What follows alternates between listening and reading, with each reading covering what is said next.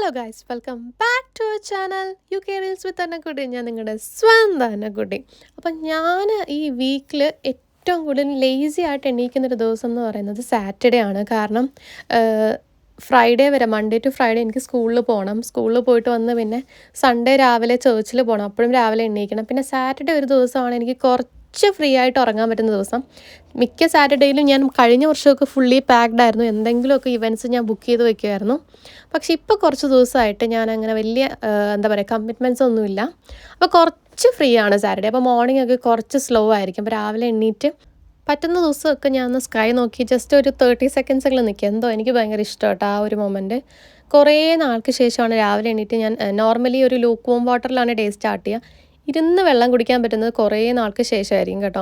അപ്പോൾ രാവിലെ ബ്രേക്ക്ഫാസ്റ്റ് എപ്പിസോഡുകളായിട്ട് ഞാൻ ദോശയായിരുന്നെങ്കിലും ഞാനൊന്ന് സ്വിച്ച് ചെയ്ത് പുട്ടിലേക്ക് മാറ്റി. ഇതിന് മോട്ടിവേഷൻ വേറെ ഒന്നുമല്ല, താഴെ ആശീർവാദിരിക്കുന്നുണ്ട് ആട്ട.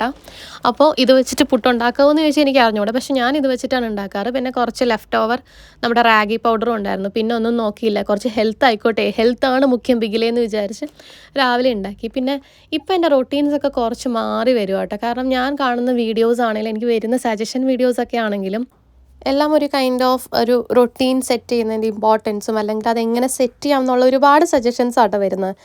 ആദ്യമൊക്കെ ഞാൻ ജസ്റ്റ് ഒരു രസത്തിന് കണ്ടുവാണെങ്കിലും കുറേ ഒരു പോയിന്റ് കഴിഞ്ഞപ്പോൾ എനിക്കും തോന്നി എനിക്കും ഒരു റൊട്ടീൻ സെറ്റ് ചെയ്യണമെന്ന്. പിന്നെ ഞാൻ റിയലൈസ് ചെയ്തൊരു കാര്യം എന്താണെന്ന് വെച്ച് കഴിഞ്ഞാൽ ഇതിലെ പല പോയിൻറ്റ്സും ഞാൻ ഓൾറെഡി ഇൻക്ലൂഡ് ചെയ്തിട്ടുണ്ട്. പക്ഷേ ഇതിങ്ങനെ ഇൻക്ലൂഡ് ചെയ്യണം എന്ന് എനിക്കറിയത്തില്ലായിരുന്നു. അല്ലെങ്കിൽ ഇതൊരു പ്രൊസീജിയറാണ്, ഇതൊരു പ്രോസസ്സാണ്, നമ്മുടെ മൈൻഡ് ഹെൽത്തി ആക്കാനുള്ളൊരു പ്രോസസ്സാണെന്ന് അറിഞ്ഞുകൊണ്ടല്ലെങ്കിൽ പോലും ഞാൻ ഇതൊക്കെ ഫോളോ ചെയ്യുന്നുണ്ടായിരുന്നു കുറച്ച് കാര്യങ്ങളൊക്കെ. അപ്പോൾ അതിലൊരു ഇമ്പോർട്ടൻറ്റ് കാര്യമാണ് സൈലൻസ്. അതിൽ എനിക്ക് പ്രത്യേകിച്ച് രാവിലെ എണീറ്റ് പുറത്ത് നോക്കിയിരിക്കാൻ, സ്കൈ ഒക്കെ നോക്കിയിരിക്കാൻ നല്ലോണം ഇഷ്ടമാണ്. കുറച്ചൊരു പീസ്ഫുൾ മൊമെൻറ്റ്, മേ ബി ഒരു 30 സെക്കൻഡ്സ് ആയിരിക്കും, പക്ഷേ അത് ഞാൻ നന്നായി എൻജോയ് ചെയ്യുന്നൊരു മൊമെൻ്റ് ആയിരിക്കും. പിന്നെ അതുപോലെ എനിക്ക് എക്സസൈസ് ചെയ്യാൻ ഇഷ്ടമാണ്. പക്ഷേ എൻ്റെ ഡെയിലി റൊട്ടീനിൽ അതിന് ടൈം ഇല്ലാത്തത് കൊണ്ട് മോർണിംഗ് ഞാൻ നടന്നിട്ടായിരിക്കും, ഏകദേശം ഒരു നിയർലി 2 മൈൽസ് നടന്നിട്ടാണ് ഞാൻ സ്കൂളിൽ പോവാറ്.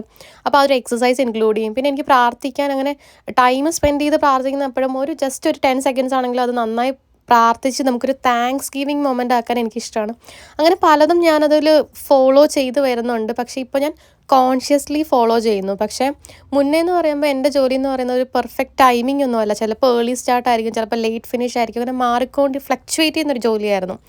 പക്ഷേ സ്കൂൾ സ്റ്റാർട്ട് ചെയ്തപ്പോൾ കുറച്ചൊക്കെ എനിക്കൊരു റെഗുലാരിറ്റി വന്നെങ്കിലും ഹോളിഡേയ്സിൽ പിന്നെയും ഞാൻ വേറെ ക്യാമ്പിൽ പോകുമ്പോൾ എൻ്റെ അവേഴ്സ് മാറും. പക്ഷേ സ്റ്റിൽ ഇനിയിപ്പോൾ ഞാനൊരു പെർമനൻറ്റ് ജോബിലേക്കൊക്കെ മാറുമ്പോഴേക്കും എനിക്ക് കുറച്ചും കൂടെ കൺസിസ്റ്റൻ്റ് ആയിട്ട് പോകാൻ പറ്റും. അപ്പോൾ ഇന്ന് നമ്മൾ ഹെൽത്തി ബ്രേക്ക്ഫാസ്റ്റാണ്, നോ ഓയിൽ എഗ് കറിയാണ് ഉണ്ടാക്കിയത്.